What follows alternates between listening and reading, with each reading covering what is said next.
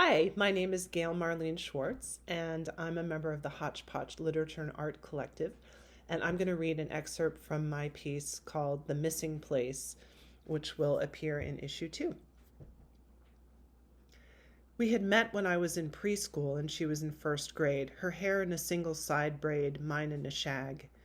We played store and made forts in her parents' basement. In middle school, we did seances and slept out in her family's old woodshed and talked about which people in our class we would kiss and how it might taste. In high school, we smoked clove cigarettes, which she gave up the day she joined the track team. She wore pastel bandanas and those old cowboy boots she had painted yellow figure eights on. I wore trench coats, oversized boys' sweaters, bright plaid scarves around my waist. She waited for me for college so we could go to art school together. We were roommates, pulling all-nighters in the studio and making fun of the sorority girls, refusing to get drunk because it was passé and we were better than that. Then she got a husband and a high school art teaching job and an Etsy store for her felt figurines. I got my pottery students and my fancy college job, and Frida, the three-legged cat. I rented a place a few blocks from the house she and Evan had bought. The two of us wrote articles for an art magazine and drank coffee and talked at least twice a day. I shouldn't be here bugging you during studio time, she said, wiping her nose with her sleeve. I reached under my easel for the remote and turned on Regina Spektor. I took a breath. Let me help you next time.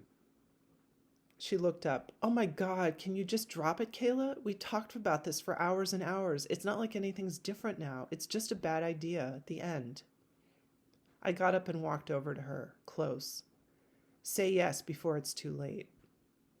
We both instinctively looked at the calendar. 3.5 weeks until her 40th. Later and later. I was 2 years younger. My eggs were a better bet, and she knew it. She looked away at the wall where my latest batch of pots were drying. I brought over the tissues. We were all together at Evan's birthday when they finally agreed. I had brought over a gift, a picture I'd thrown the week before, glazed black for Evan's preference.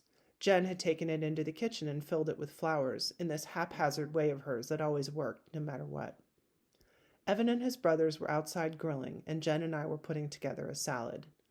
Why are we doing the girl jobs? I said, stuffing a cucumber into my mouth. I hate that. She laughed. I actually told them to go inside. I wanted to talk to you. I looked at her.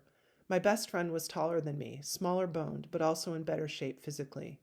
She'd been taking tap dancing at the community center because someone's cousin from Spain was in town giving month-long series.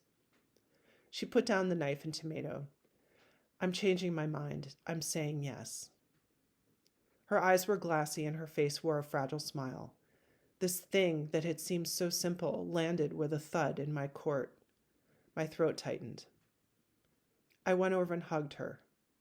Let's make that appointment.